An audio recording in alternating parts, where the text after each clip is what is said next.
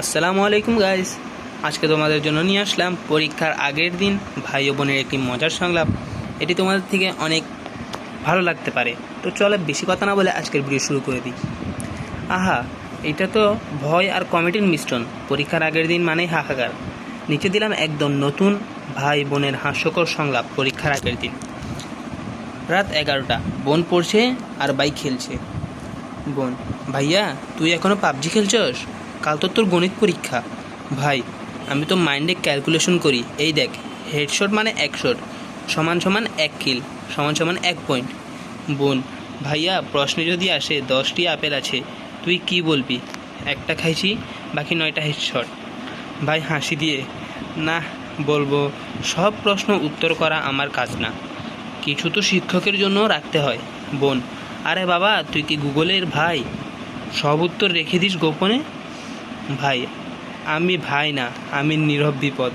পরীক্ষার হলে আমার পাশে বসলে পাস নিশ্চিত।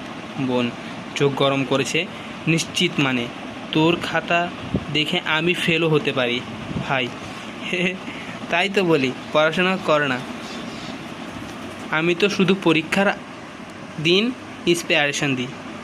বোন: আচ্ছা, তোর কতটুকু পড়া হয়েছে?